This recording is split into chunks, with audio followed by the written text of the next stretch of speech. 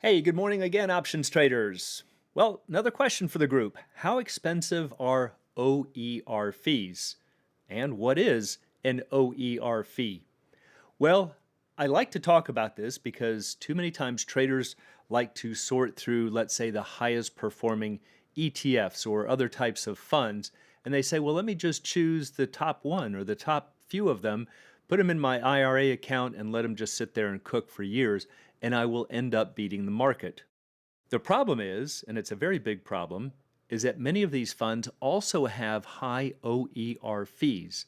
And so even though they look cheap, they pose a very big hidden risk. And that's because they compound over time and they become a very big hidden risk that traders overlook. So, what are OER fees and why are they a big source of hidden risk? Let's go find out more. And as always, before we do, please be sure to click like and subscribe. It's greatly appreciated and helps to promote the channel. So, operating expense ratio, that's what that stands for, usually abbreviated in the fund's prospectus as an OER fee. Sometimes you'll see it called an annual operating expense ratio or AOER. And it's usually advertised as a small fee that's used to cover operating expenses. So you might see that a prospectus might show that the OER is 1%. And this is where traders say, well, my gosh, that's like giving it away. We're used to tipping 15 or 20%. What's 1%? Why should we even worry about it? Well, yes, on the surface it is small. That just means if you invest $10,000, you're being charged implicitly $100 per year. Now, I say implicitly because it's not like they deduct $100 at the end of the year. You never see it really come out. What they're really doing is taking it out of the bid-ask spreads every single day. So if the fund actually goes up on a certain day, it would have been up a little bit more had there not been this fee. Or on days that the fund is down, it's actually down a little bit more than had there not been this fee. So it's showing up every single day. So again, it compounds over time. That's the big trick that's easy to overlook. So let's just start with a basic question. How much will a 2% OER steal over time? Now, again, it sounds like it's not much. It's not even worth talking about. Now, this is also similar to a financial advisor charging 2%. So even though you might say, oh, I just have a financial advisor who takes 2% of assets per year, what's 2%? You need to rethink that. You're going to find out it's quite large. So again, the reason for that is that the fees sound small, but they compound over time. That's the trick. Now, again, you might think that 2% sounds small, and it is relative, but take a look at how big some of these fees can get.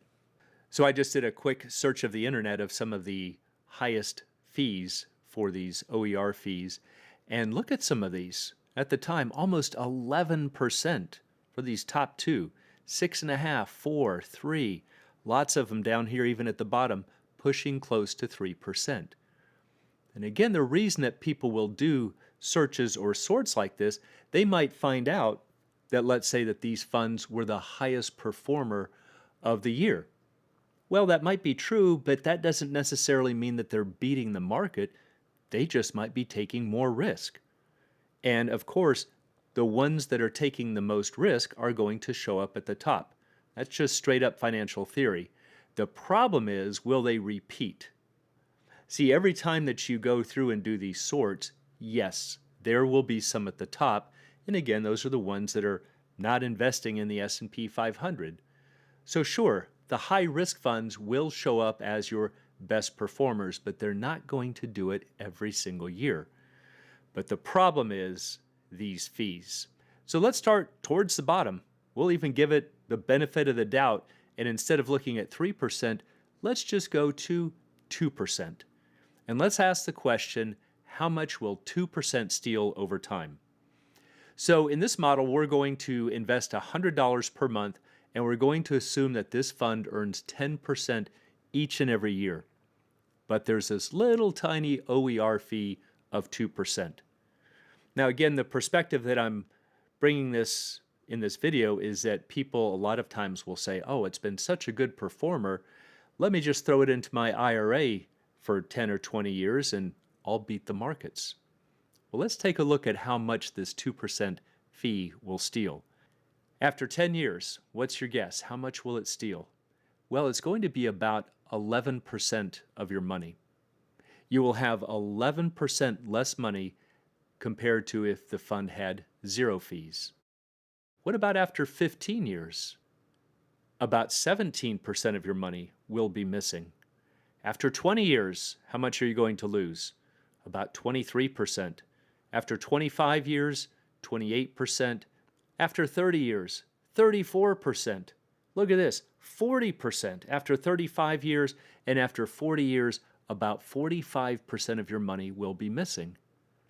So again, it's an illusion where people will say, well, I invested so much over the years and I've got this nice big pile of money. I've done really well.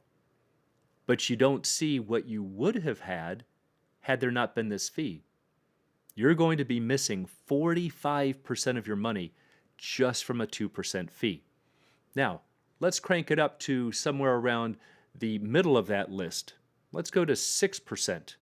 Do we dare? What's going to happen here? After 10 years, about 29% of your money is missing. Now, that's the same amount we saw after 25 years with a 2% fee. After 15 years, you're out 41% of your money. After 20 years, 52%. 25 years, you're out 61%. 30 years, out 69%. 35 years, out 76%. Do we even dare to keep going after 40 years? You are out 81% of your money just from a 6% fee. So this is why it just drives me crazy when I hear traders say, what's 6%? We tip 15, 20%. Sure, these managers are entitled to a fee. What's 6%? But again, what they don't realize is that this compounds over time. It is charged daily, and over years, it makes a very big difference.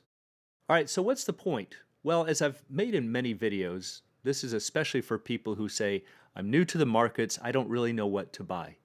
Well, take a look at the S&P 500, the SPY ETF, ticker symbol SPY. We're going to do the same scenario here, but the SPY charges about 0.0945. Now be careful, that is not 9.45, it's 0.0945%. It's less than 1/10 of 1%. A very small fee indeed.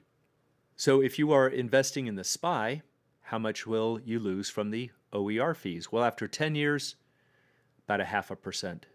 15 years, 0.9%. 20 years, about 1.2%. 25 years, 1.6%. 30 years, about 2%. 35 years, 2.4%. And after 40 years, about 2.8%. See, these are fees that are livable. So you might say, well, the SPY generally returns maybe 8 to 10% in a year, but look at some of these other ETFs that are 15 and 18%. Yeah, but look at their OER fees. They're going to eat you alive. So there's really a double motive in this video. It's not only to show just how expensive OER fees are, but it's to also show you how easy investing can be. Invest in the SPY or the QQQ, some broad-based index. And if you understand options, you can lever that a little bit more with things like stock replacement, or you can also create hedges by using options. You can find risk-reward profiles that better suit your needs. So think about the benefits of SPY. Remember, SPY gives great diversification, low volatility. We've talked about this before. That also erodes returns just like an OER fee. But the SPY also gives low OER fees. So yes, a fund may advertise great returns, but volatility and OER fees can destroy those returns and your plans. So be careful in your choices. Don't just flock to the ETFs that have the best returns for that year. If you're unsure of what to buy, use SPY or QQQ's NASDAQ 100. The choices are easy, but options make them better. And for anyone who'd like to learn more about the art and science of options trading, please check out the Alpha Trader course, Strategy Lab, and a Candlesticks and Technical Analysis course. It's all at optionsatoz.com. Also, please join us on Options A to Z's Facebook trading group, and you can find a link in the description below.